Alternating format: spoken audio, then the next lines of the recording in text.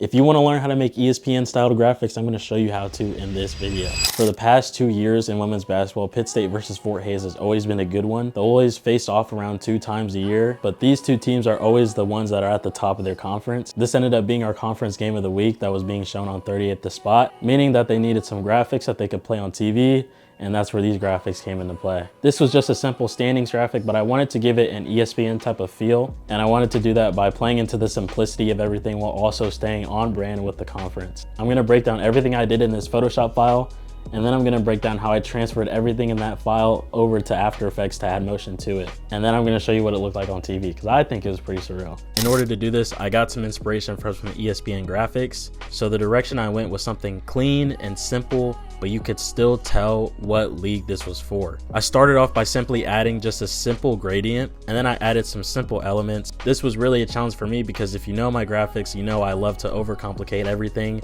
and add texture to everything. The first thing I added was this basketball outline. I felt it was simple and got the point across that this was for a basketball game. I then made each of those colors the 2 primary colors of the MIAA logo, blue and red, and I put it on both sides so that it was symmetrical. I then added 3 diagonal lines that were the same color as the MIAA colors, again making it the same on each side to kind of make it symmetrical. The next thing that I needed to do was the most important thing, and what all the lines are leading to in the center was the leaderboard. I first did this by taking inspiration from Pinterest, just looking at some graphics and seeing how some schedule graphics list their games or how they list their rankings. And I tried to use all of that to create something unique to this that was also clean and gave off exactly what I wanted to give off. Starting by making a shape that was just a rectangle and adding a gradient of both the primary colors of each team's logo. I then added an enlarged version of the logo in the background and I faded it. I put it around an opacity of like 10 to 25.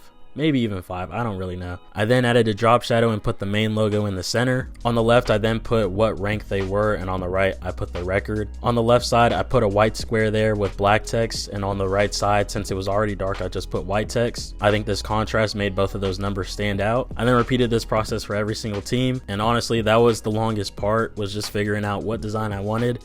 I went through a couple iterations, but this is the one that I finally landed on. The next thing I needed to do was find a good picture that represented each team, and I wanted to find something that was filled with action, but you could visibly see what team was which. I found this picture of Hannah Miller. I felt like it had a lot of emotion and a lot of energy in it. The original picture is actually facing the other way, but I wanted her on the left side, so I flipped it and flipped the logo on her jersey as well. I then did some player treatment on the photo. I added a color lookup, and then I'd used the brightness and contrast layers to add shadows and highlights. I also did a camera raw filter to get rid of any noise and kind of sharpen it up just a little bit. I then did the same thing to the other cutout, and the last thing I added was the title slide. I didn't want to overcomplicate this. There was already a lot of information on the page, and so I tried to make it as simple as possible. I put in very big text what this was so that there was no confusing what it possibly could have been. It was clearly the MIAA standings. I then made each layer a smart object, and I saved the Photoshop file and I took it to After Effects, where I then did some animation. Once you get the layout done, making it move is really the easy part. I started off by making sure there was a keyframe set to where everything was, and then I went to the beginning and I moved everything out of the way and which direction I wanted it to come. For the basketballs, I wanted them to slowly spin in the background, not enough to where they were a distraction, but enough to where it had some motion to it and some life to it, and so there's just a slow spin for the entire 30-second duration of that video. Everything kind of slides in the frame slow and smooth. I eased every keyframe, and I made sure to use the graph editor to make sure everything came in smooth. I added a very tiny zoom to the standings and to each player, again just to give the graphic just a little bit of life. And honestly, as complicated as it looks, that's really it. The main purpose of the graphic is to display information to the viewer at home, but that's basically how I made my graphic.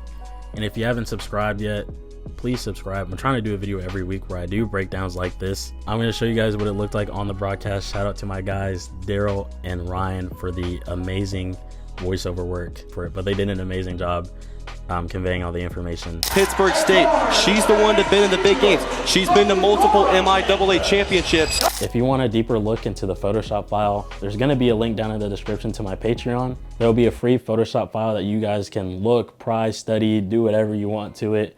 You can even try and animate it on your own. And if you have any more questions, you can always hit me on my Patreon, or you can shoot me an Instagram DM. But anyways, I hope you guys enjoyed that video. I say this to you, I have nothing left to say to you. There's nothing more.